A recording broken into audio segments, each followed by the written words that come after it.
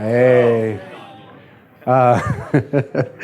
Wow, it's Saturday morning. Anyway, I'm Greg Foertsch. I'm the art director of XCOM, and I'm here to talk through how we created some of the characters. By the way, this is like dredging up dead bodies, because it's like, it's been a while since I looked at all this stuff, so I'm hoping I remember everything that went through with these, because we started on these, I think, in 97, I mean in 2007.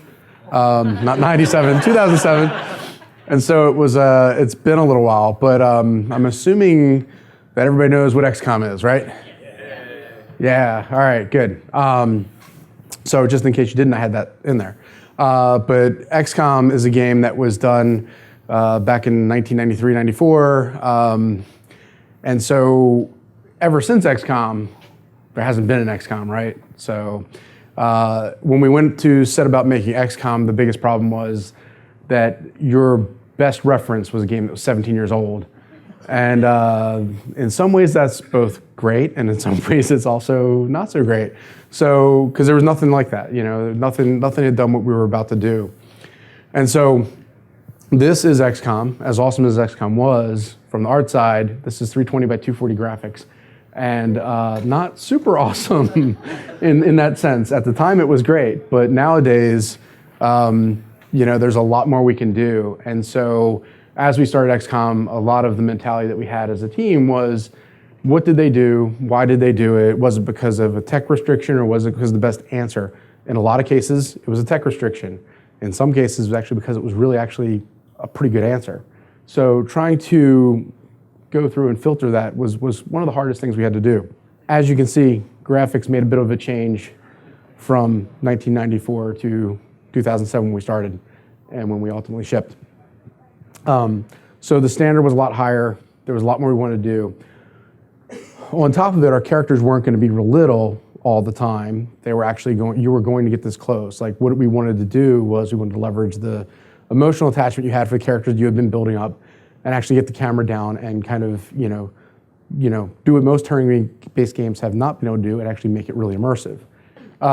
Anyway, so where does it draw from? I think one of the biggest questions I got when we made XCOM was, how much have you taken from the old XCOM? Was that really an inspiration? And like I said, yeah, it was. We looked at it, I think, in a really healthy way. But the biggest thing isn't that XCOM Enemy Unknown took its cues from the original XCOM. It was more that we shared this link where we were both pulling from UFO lore. And so because of that, a lot of their answers that they came up with were answers that we would come up with. Certainly we did look at them too, but more than us sharing the link of XCOM, we shared the link that is more about the UFO lore. 1994, this is what a little gray is. This is a sectoid. I think I did a little Twitter blast the other night, and somebody told me that they were the best aliens because they were cute yet deadly. And so that was actually something we thought about when we were working on the sectoid. There were things that we want to retain, like he's a little gray, naked guy, and that he was, this is the icon for UFO lore. And again, an answer they had when we shared. So as we started, one of the things we started looking at was how do we take this character and kind of evolve it? And we started out, and one of the things I wanted to do, we talked about size. Jake and I spent a lot of time talking about, like, what's his scale? And I think this is one of the ones where we started going off the deep end. Well, let's make him tall. And I'm kind of into like tall linear characters anyway. And so for me, I was like, yeah, let's do that. So this sectoid that we started with was about 7 feet tall. And if you actually look at number 6, down in the bottom left-hand corner, you can actually see some of the beings would eventually end up being ethereal.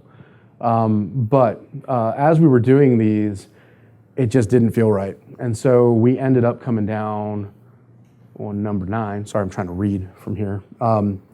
These were the very first sketches we did for XCOM. These may be one of the oldest pieces from when we started.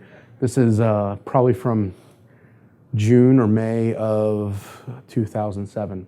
We didn't even have a team at this point. This was done by one of our now concept artists, the first guy we actually hired for the project, who was actually right out of school and contracting for us.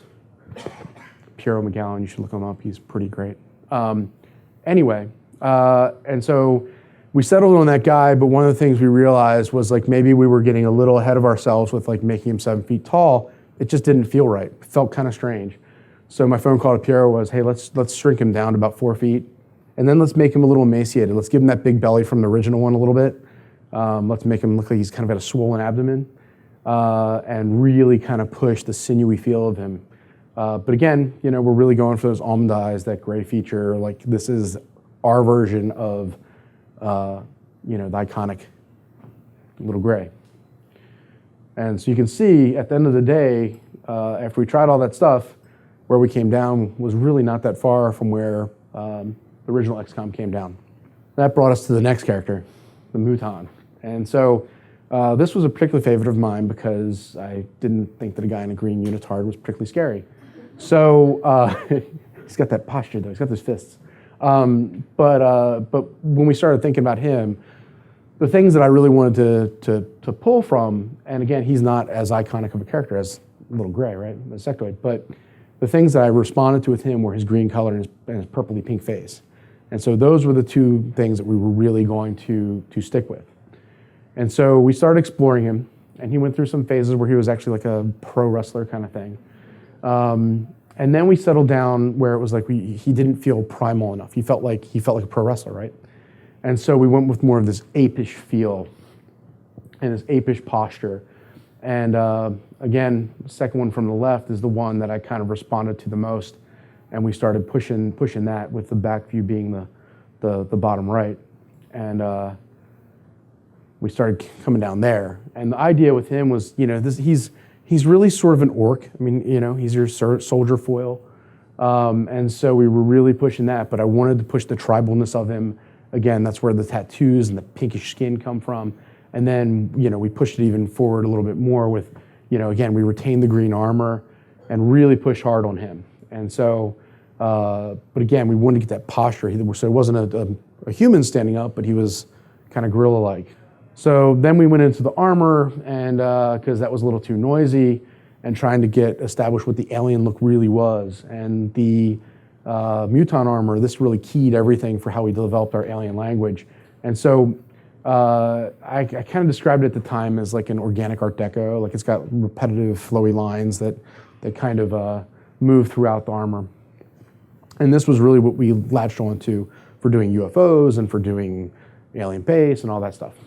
And then we kind of went through and had to get that head a little different. And so one of our concept artists went in and he'd done this drawing, and I just sort of, as soon as I saw it, it was the Muton.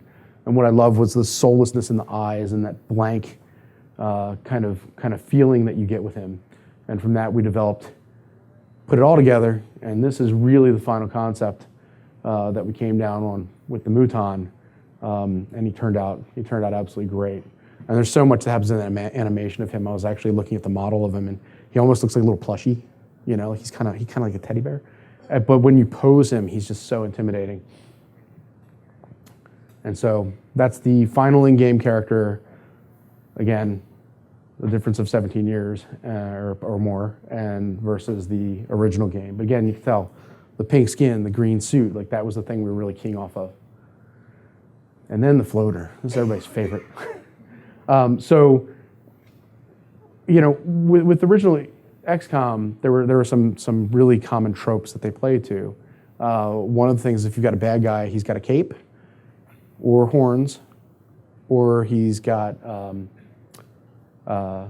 shoulder pads.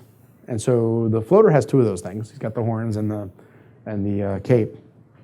And so when we really started looking at this guy, we actually took a pretty close take on him, although we didn't really want to do the cape thing because it seemed a little strange.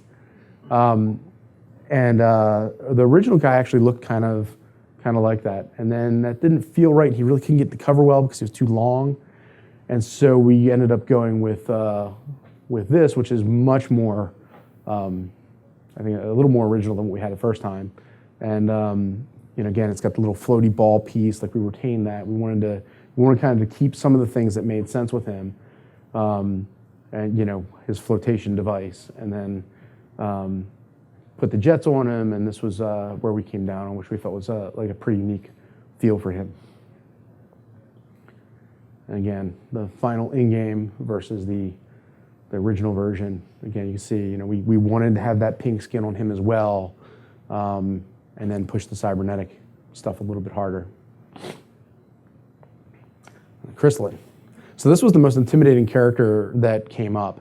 When we were originally looking at him, you know, there was, I think, an IGN article or something, or PC Gamer, where he was like the scariest character of all time, right? And again, he's terrifying. Like, you see him on the board in the original game, he's gonna, you know what's gonna happen.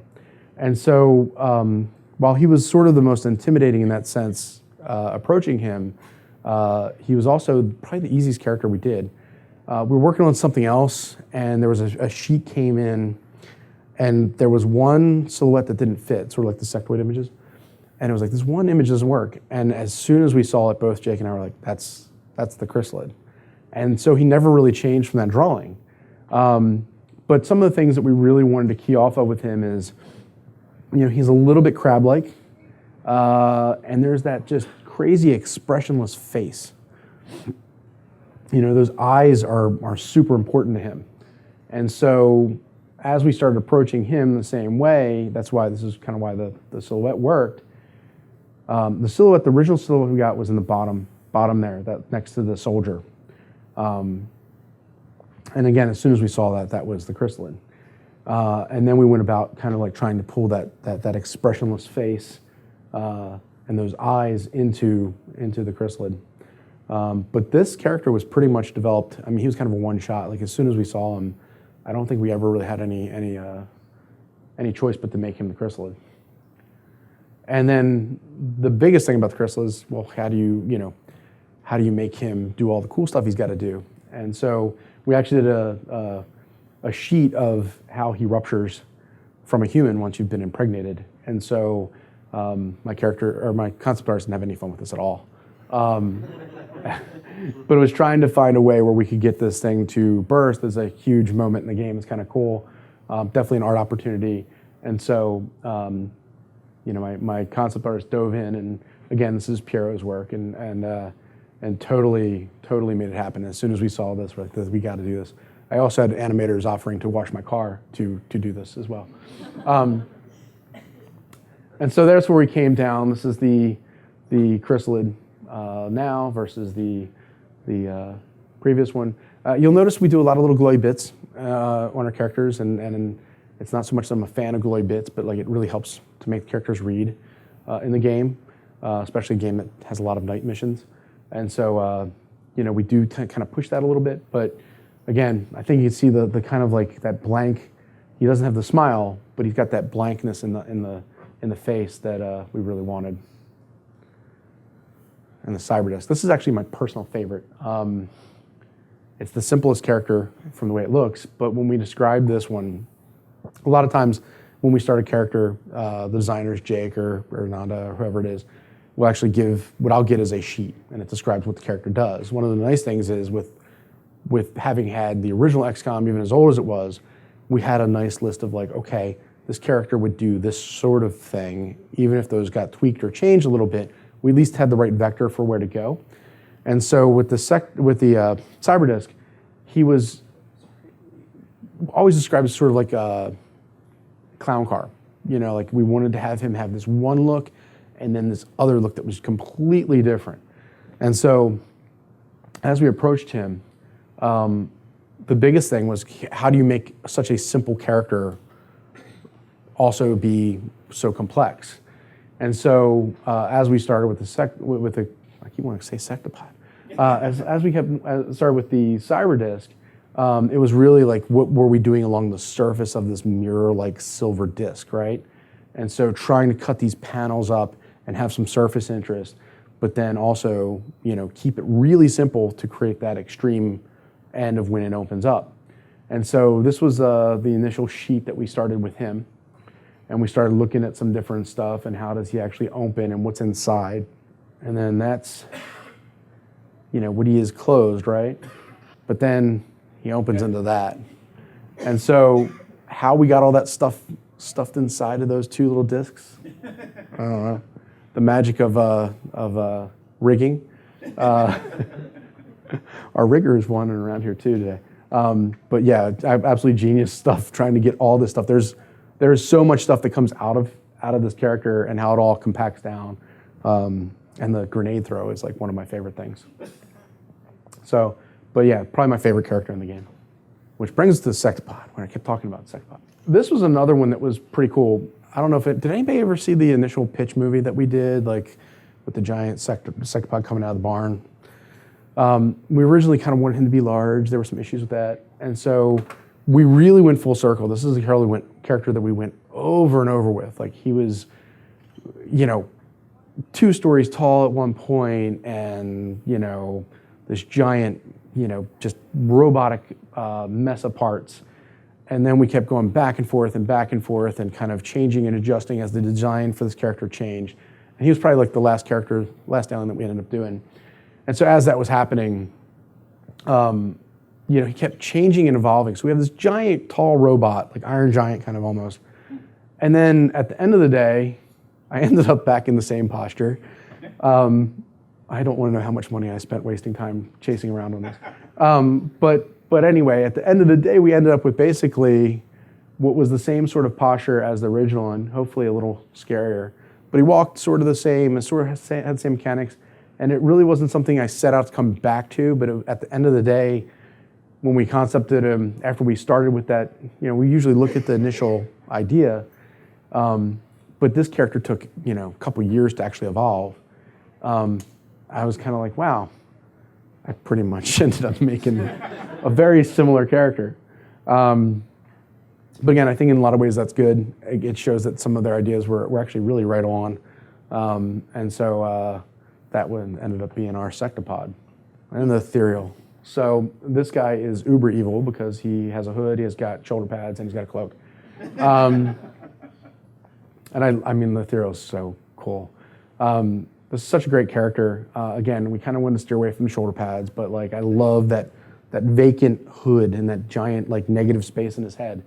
And so as we approached him, we started pushing that. And again, like I said, back in the Sectoid, there's a little hint of what he is because, we wanted this guy to be really elegant and really long and not super physically imposing, but we also wanted him to be scary.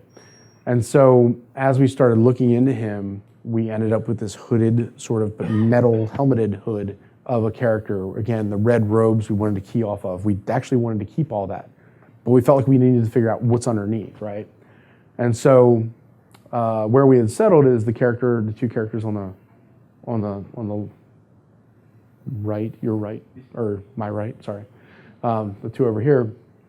And then, well, what happens underneath? Like he's not just like this hovering creature. We needed some sort of physical manifestation of him as well. And so we started looking at what is his body like. And so again, really thin, really elegant. Again, going back to all that stuff, I started with the very first concept from the game that seemed to be a little more what the Ethereal was. You've got now what's underneath of his clothes is all figured out and kind of how that works and what's in there and how that was, along with the robes and the hooded sarcophagus sort of like mask. And that's the final in game with the original one. So again, didn't really end up all that far off. Sort of intentional, sort of not intentional, and pretty close. So vehicles. Just to touch on those a little bit. One of the other things I think is a really big point for UFOs, we went back and forth. Our game is sort of based on grid, right? So one of the problems you have with grid is how do you get a disk on a grid, right?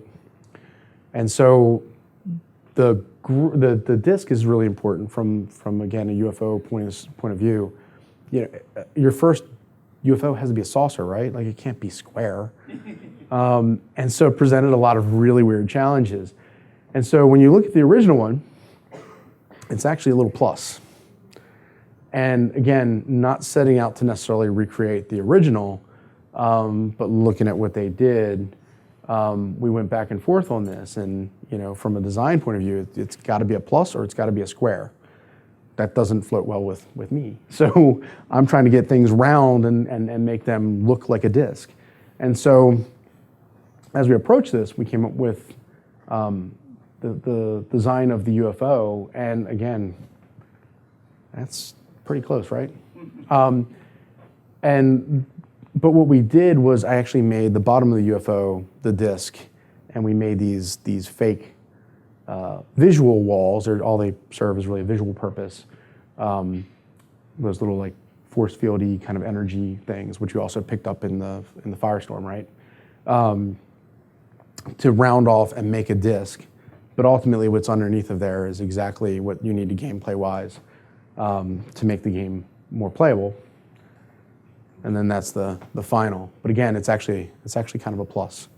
But that was probably my happiest art moment in the game, was when I actually got a disc in for the UFO, because they're your first UFO, just like your first alien you encounter has to be a gray. Your first UFO has to be a disc. And so that's what we did. So then the Sky Ranger. This one, producers like to joke that this cost tons and tons of money. They may or may not be right. So Sky Ranger was another one that was really tough because XCOM is all about your soldiers, and they're all different, and they rotate through and they die all the time. And so to me, the Sky Ranger was like next to the Hologlobe, the Sky Ranger is sort of like the icon for XCOM. And so when we started out, we spent a lot of time trying to figure out what this was. And the biggest problem was that originally, there was a lot of design shift on this. Like, is it in the gameplay space? Is it not the gameplay space? And so originally it had a bunch of soldiers, and it also had to be in the gameplay space. So it had to be sort of a building. And so as we approached this, this had no offensive capability. So we wanted to keep this more like a bus, more like a whale, kind of like shape-wise. The shape design of this was going in that direction, and we wanted to make sure it was clearly not the Interceptor, right? And so we started doing these drawings. These are a few of the early drawings of just how kind of out there we were with it. And again, you can see that bussish sort of people moving sort of shape design to it. And then, the biggest thing is it also has to traverse the world in minutes, right? And so, ultimately it's not really going to be able to fly. And so, but you've got to try to make something that's sort of believable. So we ended up coming down more on this one. This was pretty much where we settled early in the game. The biggest problem, again, it's in the gameplay space. What do I do about the wings? The wings are now in the gameplay space. They're getting in the way of soldiers. Like, how do I traverse around them? How high do they have to be to get under them? Can aliens get under them? Lots of issues that we had with that, but we had some ways that we were trying to work it out. Had the wings that rotated vertically, so they turned into basically a wall, and that would work in the gameplay space. But again, a lot of the form had to follow what the function needed to be in the gameplay space. But my job is about finding tricks, right? Like, how do I work around that issue and come up with a solution that satisfies visually as well as design? And so we ended up even going back to this one. Like, so we switched gears here, and now we had a thing where the dropship opened in the front. Didn't have a driver, didn't have anything, it just opens. And so trying to get only a portion of it into the gameplay space. So we were playing around with this, and it was kind of crazy. It actually opened. We actually built this one, and it didn't look super cool, and it didn't work great. And then the more we thought about it, I think we reduced soldier numbers at this point for the scale of the game, and so it didn't have to be quite as big.